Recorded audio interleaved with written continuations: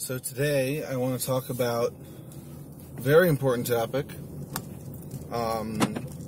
for having success in your life. So one of the things that successful people do is they don't wait for things to happen, they make them happen.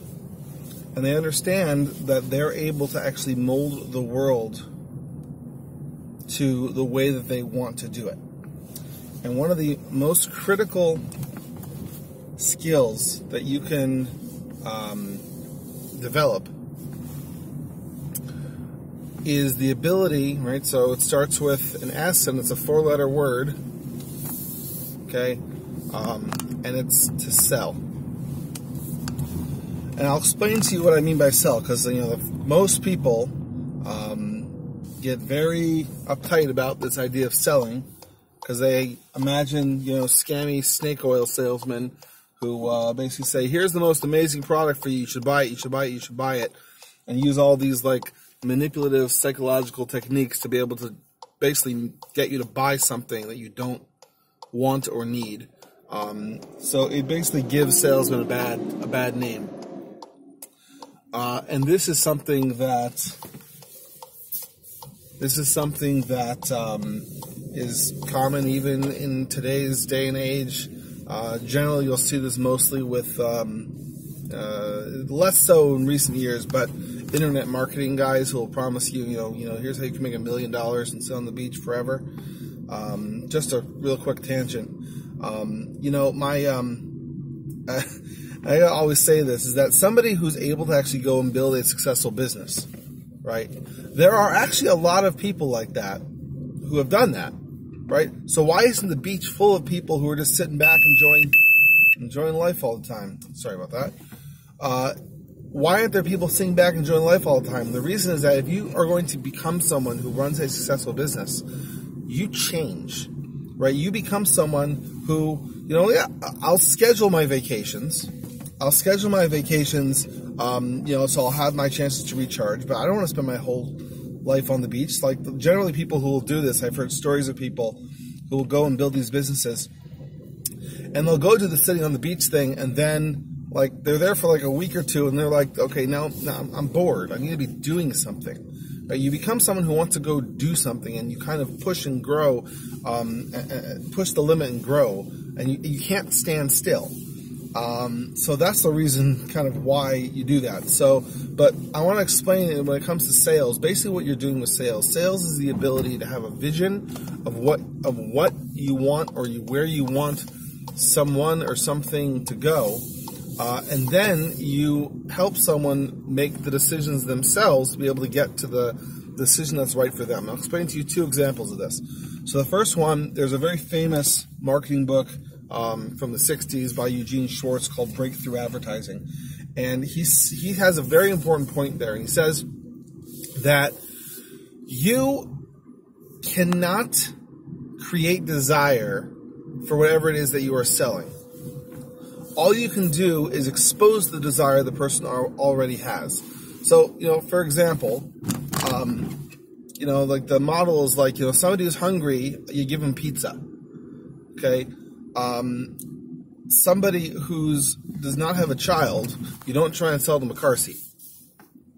Somebody who has a child, you can try and sell them a car seat because they have the desire to keep their child safe and make sure they can easily transport them around. So what you do if you're trying to sell a car seat is you basically explain the benefits of how this thing will keep your child safe, and how it's easy to get in and out of the car, or whatever other features or benefits your particular product has. So there's a model called spin selling, a very famous book by Neil Rackham, I believe his name is. And SPIN is an acronym for a 4-step process that allows you to be able to basically expose this. Now, this is not, again, I want to clarify, this is not manipulative selling. All you're doing is helping people clarify what their needs are so that they can make their lives better. So the 4-step process works like this. So S stands for situation. What is the current situation that the person is in? So let's take the baby example. Right? The current situation is I have a child, I have a car, and I cannot transport my child easily with my car or safely or legally. Right? So what's the problem with that? Well, there's a safety problem. I can't hold my child in the backseat because there's a safety problem. There's a legality problem that, according to the law, I am not able to transport my child outside of a car seat. And what's the implication of that? The implication is that it will make my life highly inconvenient for the fact that I'm not able to transport my child around in my car. And what's the neat payoff? The neat payoff is that if I'm able to solve a solution, I'm able to do my grocery shopping, take this kid to child care without any fear or concern that if there's, God forbid, an accident, the child will be safe in the car, and B, that I won't get arrested by the cops. Right, so that's an example about how this would play out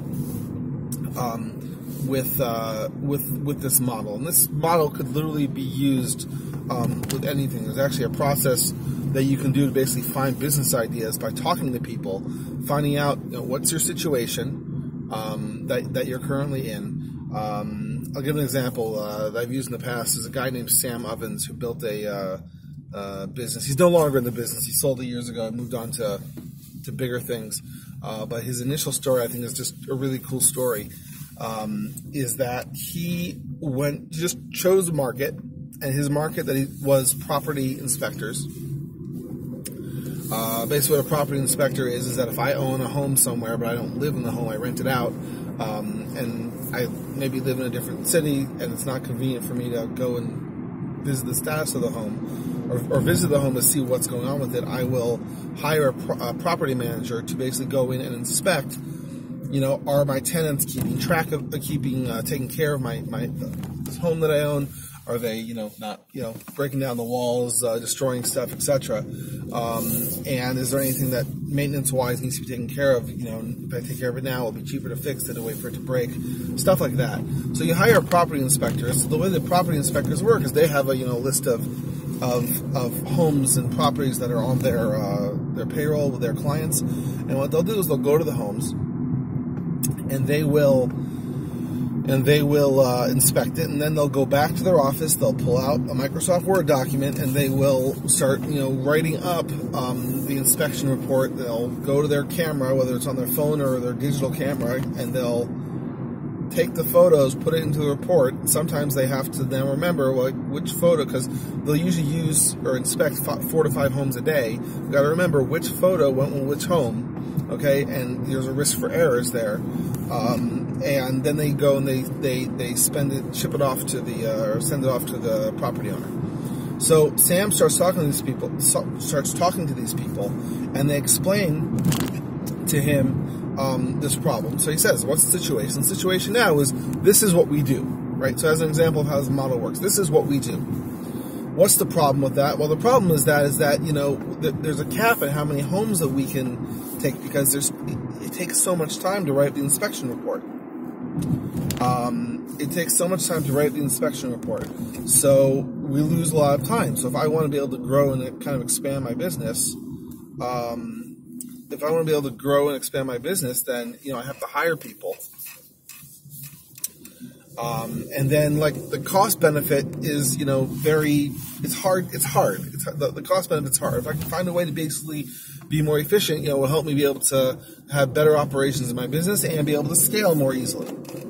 So, right, so that's the problem, right, that he's trying to solve. They're not able to scale, and there are operational challenges, and they can't, it's hard for them to grow their business. So, what's the implication? If you find a way to be able to solve this problem, so the implication is also, I said the implication is you can't scale. The implication is that eventually you might just get run out of the market, because as competition expands, you'll just start having less revenue over time.